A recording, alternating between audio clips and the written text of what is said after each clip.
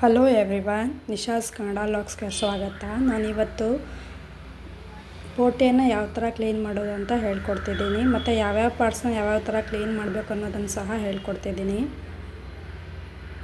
First time ನನ್ನ videos ನೋಡ್ತಿರೋದು ದಯವಿಟ್ಟು ನನ್ನ ಚಾನಲ್ನ ಸಬ್ಸ್ಕ್ರೈಬ್ ಮಾಡಿ, ಪಕ್ಕದಲ್ಲಿರೋ ಬೆಲ್ ಐಕನ್ನ ಆ್ಯಕ್ಟಿವ್ ಮಾಡ್ಕೊಳ್ಳಿ. ಇದು ಬಂದುಬಿಟ್ಟು ಶ್ವಾಸಕೋಶ, ಪಕ್ಕದಲ್ಲಿರೋದು ನೆಣದ ಪೇರು ಮತ್ತು ಕರಡು. ಇದು ಜಠರದ ಚೀಲ. ಇದು ತುಂಬ ಗಲೀಜಿರುತ್ತೆ.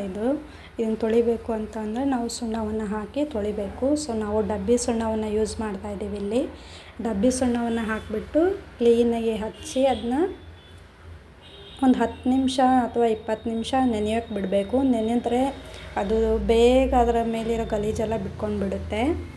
20 ನಿಮಿಷ ನೆನೆಯೋಕ್ಕೆ ಬಿಟ್ಟಿರ್ತಾವಲ್ಲ, ಅದಾದ ತಕ್ಷಣ ಈ ಥರ ನೋಡಿ, ಈ ಥರ ತಿಕ್ಕಬೇಕು. ಅದನ್ನ ಕ್ಲೀನಾಗಿ ಎಲ್ಲ ಕಡೆ ತಿಕ್ಕಬೇಕು.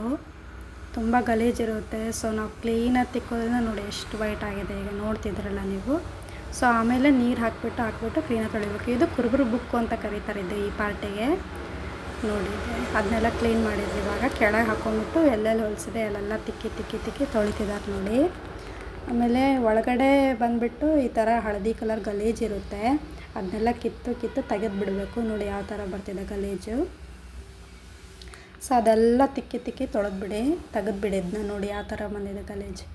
ಈ ಥರ ಪ್ಲೇನ್ ವಾಟ್ರಲ್ಲಿ ತೊಳೀರಿ, ಬಿಸಿನೀರಲ್ಲಿ ತೊಳಿಬಾರ್ದು. ಬಿಸಿನೀರಲ್ಲಿ ತೊಳೆದ್ರಿಂದ ಏನಾಗುತ್ತೆ ಅಂದರೆ ರುಚಿ ಹೋಗಿಬಿಡುತ್ತೆ.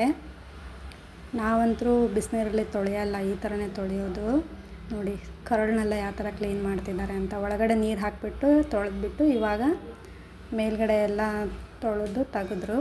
ಇದು ತೊಳೆದ್ಬಿಟ್ಟು ಕ್ಲೀನಾಗಿ ಎಸ್ತಿದ್ದಾರೆ ನೋಡಿ. ಸಣ್ಣ ಪೀಸ್ ಮಾಡಿಕೊಂಡು ಹೆಚ್ಚಬೇಕು, ಅಂದರೆ ತುಂಬ ಚೆನ್ನಾಗಿ ಬರುತ್ತೆ. ಇದು ಕರಳನ್ನು ಯಾವ ಥರ ಎಸ್ತಿದ್ದಾರೆ ನೋಡಿ. ಸಣ್ಣ ಪೀಸಾಗಿ ಹೆಚ್ಚಬೇಕು. ಸೊ ತಿನ್ನುವಾಗ ಚೆನ್ನಾಗಿರುತ್ತೆ. ದೊಡ್ಡ ಪೀಸ್ ಹೆಚ್ಚಿಬಿಟ್ರೆ ಅದು ಚೆನ್ನಾಗಿ ಅನಿಸಲ್ಲ.